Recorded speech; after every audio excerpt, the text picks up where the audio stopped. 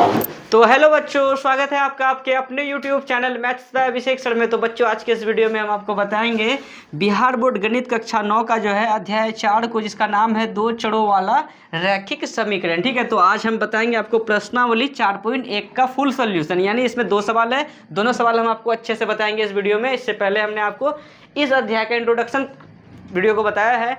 वो वीडियो देख लेने के बाद जो है इस अध्याय से जो फाइनल एग्जाम में अगर ऑब्जेक्टिव कोई सा भी पूछा जाएगा तो आपसे बन जाएगा, तो इसलिए उस वीडियो को जरूर एक बार देख लें। चलिए स्टार्ट करते हैं इसको समझना। प्रश्नावली 4.1 का पहला नंबर का सवाल को। तो फर्स्ट नंबर में क्या कह रहा है कि एक नोटबुक की कीमत, एक नोटबुक की जो कीमत है एक कलम की कीमत से दोगुनी है। ठीक है, तो इस कथन को निरूपित करने के लिए दो चरों वाला एक रैखिक समीकरण लिखिए। क्या लिखना है? दो चरों वाला एक रैखिक समीकरण लिखना है। कोई दिक्कत है? चलिए सबसे पहले लिख लीजिए सॉल्व। और कै गो चर में मांगा है? दो चर में। अगर कोई बच्चा सोचेगा कि सर एक नोटबुक की कीमत जो है ना कलम की कीमत की दुगनी है, अगर कलम की कीमत 3 टका है तो नोटबुक की कीमत क्या हो जाएगी? उसकी दुगनी, मतलब कितना? 6 टका हो जाएगी। सोचेगा ना बच्चा, तो सोचेगा कि 3 करेंगे और 3 को अगर हम 2 से गुना कर देंगे तो हो गया कितना? 6, तो प्राप्त हो जाएगा। ठीक है, तो सोचेगा कि ना सिर्फ 3 और 2 को गुना कर देंगे 6 हो गया। लेकिन हमें लाना है कितना चर? 2 चरों वाले। मान के चलो कि एक कलम की कीमत कितनी मान लिए? x टका। तो बता नोटबुक की कीमत कितना निकलेगा? इससे दुगना, मतलब कितना? 2x। बोलो 2x। देखो ये कलम की कीमत है और नोटबुक की जो कीमत है ना इस कलम की कीमत की दुगनी है, मतलब 2 से क्या कर दिए? गुना कर दिए। तो मतलब बच्चा सोचेगा कि हाँ तो हो तो गया, ये कलम की कीमत माने x और नोटबुक की होगी दुगना, मतलब 2x। लेकिन क्या यहाँ 2 को चढ़ाया? यहाँ बोला क्या है कि इस कथन को निरूपित करने के लिए दो चरों वाला एक रैखिक समीकरण लिखिए। 2 को चर वाला, तो इसमें चर दुगुना ना है तो चर 2 को लाना पड़ेगा। तो इसके लिए जो है ना हम लोगों को y भी मानना पड़ेगा। कोई दिक्कत है? समझ रहे ना? कोई दिक्कत ना, ब्लैक टाइप का है ना, वो आता है वीडियो में। तो क्या करेंगे, पहले सब मान लेंगे कि माना कि क्या बोला है एक नोटबुक की कीमत कलम की कीमत से, तो मान लेते हैं पहले नोटबुक की मान लें। माना कि नोटबुक की कीमत x रुपया, ठीक है, तथा कलम की, अच्छा सुनो, अगर हम पहले मान ले क्या, कलम की कीमत x टका तथा नोट बुक की कीमत y रुपया। ठीक है, अब आते हैं प्रश्न से। यहाँ क्या बोला है? एक नोटबुक की कीमत, नोटबुक कितना है रे? y है। इसकी कीमत जो है ना, नोटबुक की कीमत कलम की कीमत की, कलम कितना है? x। इसकी क्या है? दुगनी है। तो एक नोटबुक की कीमत जो है, नोटबुक क्या है? y है। कलम की कीमत से, कलम कितना है? x है, इससे दुगना है। दो गुना किस में करेंगे? y में। तो हो गया 2y। समझ में आ रहा है? 2y बराबर कितना? x। ये 2y को उधर भेज देंगे तो कितना हो जाएगा? इधर कुछ ना बचा तो क्या बचेगा? 0 बराबर कितना? x। या लिखो प्लस का 2y को उधर भेजेंगे तो माइनस का 2y। इसको सीधा करके लिख सकते हैं। क्या लिखेंगे? x या x माइनस 2y बराबर कितना? 0। और हमें निकालना है, बोला है कि दो चरों वाला एक रैखिक समीकरण लिखिए। तो x क्या गो चर? एगो, y क्या गो चर? 2 गो। 2 गो चर बराबर रैखिक का मतलब घात कितना? 1 वाला समीकरण मतलब क्या? बराबर देके क्या लिख देंगे? 0 1 2 3 4 जो भी आता। तो ये हमारा दो चर वाला रैखिक समीकरण के रूप में क्या हो गया? निरूपित हो गया। ये हमारा फाइनल क्या है? आंसर है। अब जो है प्रश्न 2 को करते हैं, फटाफट इनको उतारिए।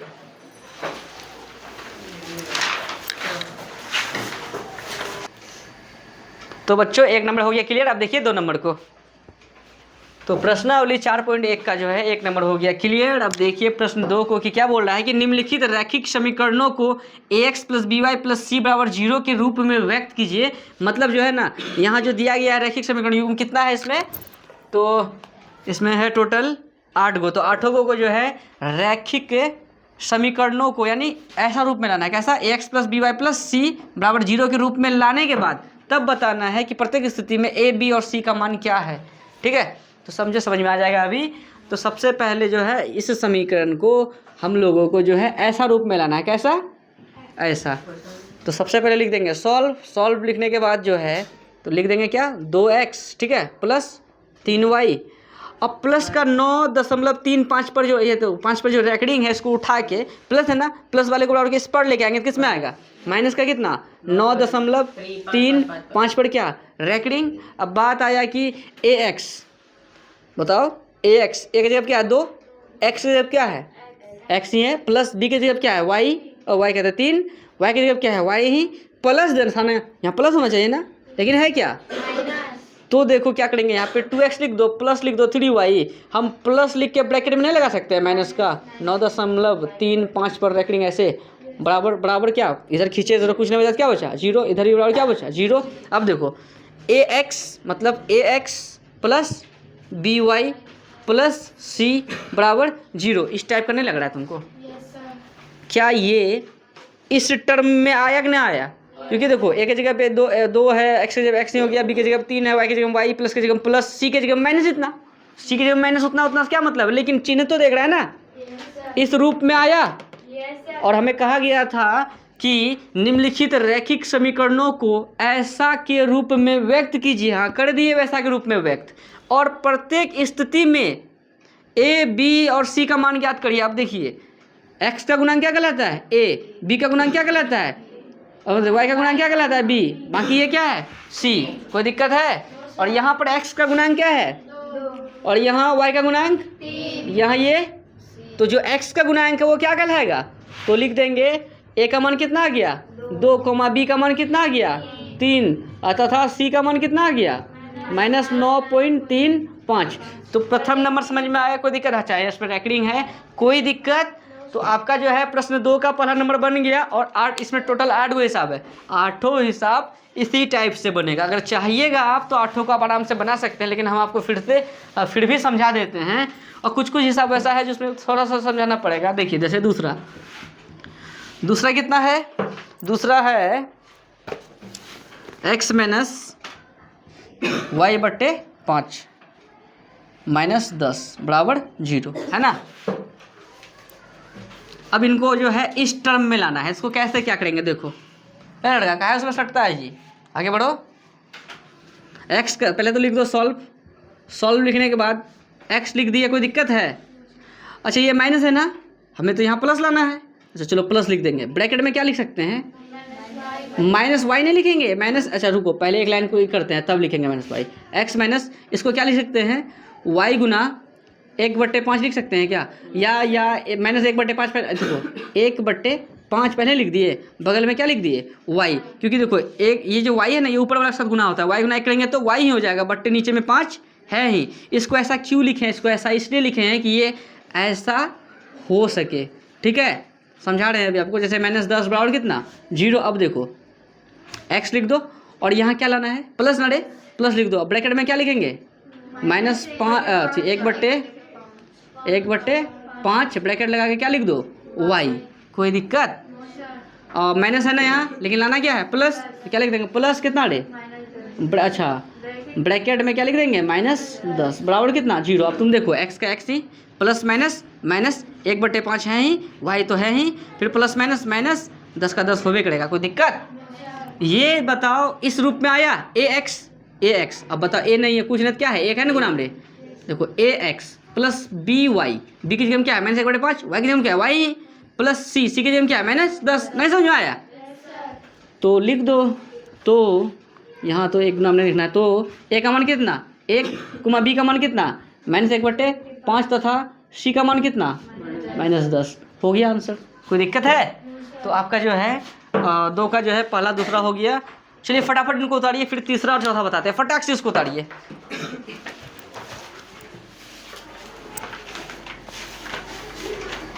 तो बच्चों 2 का 1 2 हो गया। अब देखिए 3 4 5 6 7 8 तक का टोटल पूरा। यहाँ क्या है तीसरा में -2x + 3y बराबर कितना 6, ठीक है, कोई दिक्कत। तो इनको जो है सबसे पहले हमको ऐसा रूप में लेके जाना है, ठीक है। तो कैसे लेके जाएंगे, तो देखो पहले तो लिख दो सॉल्व लिखने के बाद क्या है -2x, ठीक है, अब प्लस 3y प्लस का 6 को इधर खींचेंगे तो माइनस का 6 बराबर कितना 0। ठीक है, ये तो है ax प्लस by, लेकिन प्लस c होना चाहिए ना, लेकिन यहाँ है क्या, यहाँ के माइनस से कोई मतलब नहीं है, क्योंकि ये किसके जगह पे, a के जगह पे है। a में माइनस दे कुछ हो दे उससे कोई मतलब नहीं है, इसका मान से हमको कोई मतलब नहीं है। यहाँ पे जगह पे क्या होना चाहिए, प्लस होना चाहिए। तो -2x प्लस 3y, और इसको क्या लिख सकते हैं प्लस ब्रैकेट में -6 बराबर कितना 0। ये जो है इस रूप में आया कि नहीं आया। आने के बाद हमें a b c का मान बताना है ना, तो बताओ a का मान कितना हो जाएगा, x का गुणांक a का मान कितना -2, b का मान कितना 3 तथा c का मान कितना -6। कोई दिक्कत, ये फाइनल आंसर है। अब चौथा देखिए, सॉल्व लिख देना है पहले। चौथा में क्या, x बराबर कितना 3y, तो x लिख दीजिए, प्लस का 3y किधर खींचेंगे माइनस का 3y बराबर उधर क्या बचा 0। लेकिन हमें लाना है ऐसा रूप में, ऐसा रूप में तो आया नहीं, क्योंकि ax तो है प्लस by, तो प्लस माइनस देके हम कर देंगे by, लेकिन प्लस c कहाँ है, तो कुछ नहीं तो क्या है 0 है। तो लिख देंगे क्या x, इसको क्या लिख देंगे प्लस ब्रैकेट में कितना -3y। ठीक है, और इसमें माइनस नहीं, इस पे माइनस देते हैं। ठीक है, मतलब ब्रैकेट इस पे लगा दिए, क्योंकि प्लस माइनस, माइनस का 3 का 3 है, y बाहर में है ही, और y का गुणांक ही ना क्या कहलाता है b। अब प्लस c के जगह हम क्या लिख देंगे 0 बराबर कितना बराबर भी 0। तो बताओ a का मान कितना है मंजीत, x का गुणांक कितना है 1, b कितना है -3, मिनहाज अख्तर c का मान कितना है 0। कोई दिक्कत, वीडियो आ रहा है ठीक है, समझ में यहाँ बैल सब। तो लिख देंगे पहले सॉल्व, आप लोगों को नहीं बोले हैं, यहाँ ऑफलाइन बच्चा कुछ हल्ला कर रहा था उसको बोले। ठीक है, समझिए 2x है 2x लिख देते हैं, माइनस का 5y को इधर खींचेंगे तो प्लस का 5y बराबर कितना रे, ये क्या ऐसा रूप में आया, लेकिन c कहाँ है, खाली c दे देंगे तो काम हो जाएगा। तो क्या लिख देंगे 2x प्लस 5y प्लस 0 बराबर कितना 0। तो ये इस रूप में आ गया। अब a b c का मान बताना है ना, क्या नाम था रे अहनाज। तो a का मान कितना है 2, b का मान कितना है 5, c का मान कितना है 0। सुशोभित समझ रहा है ना। चलो अब इसमें भी सॉल्व। अब देखो 3x लिख दिए, ax तो है प्लस by कहाँ है, by है तो प्लस क्या लिख सकते हैं 0 × y, क्योंकि 0 गुना y करेंगे तो क्या हो जाएगा 0, और 0 को इसके साथ जोड़ो या घटाओ तो कोई फर्क पड़ने वाला नहीं है। तो जो नहीं रहेगा ना उस पर 0 लगा के हम लोग लगा सकते हैं। जैसे x नहीं रहता तो 0 × x लिख सकते थे, अभी क्या नहीं है y नहीं है तो 0 × y लगा दिए। अब प्लस कितना रे 2 बराबर कितना 0। अब तुम बताओ, तो बताओ a का मान कितना हो गया मंजीत 3, b का मान कनक ज्योति 0, रिया शर्मा c का मान कंप्लीट। कोई दिक्कत, अच्छा रिया डीजे सवाल है। अब बताओ यहाँ क्या नहीं है, x वाला है क्या नहीं है, तो क्या करेंगे 0 × x अपने मन से लगाएंगे, बोलो अब प्लस यहाँ y तो है ही, और ये माइनस का 2 को क्या लिख देंगे प्लस ब्रैकेट में कितना -2 बराबर कितना। क्या ये इस टर्म में आया आया। अब हमें जो है क्या लगा निकालना है, तो बताओ a का मान कितना हो जाएगा, b का मान क्योंकि y का गुणांक क्या है 1 है, c का मान बस इतना ही तो आंसर हो गया। फिर 8वां में क्या है, 8वां है 5 बराबर 2x, 5 बराबर 2x।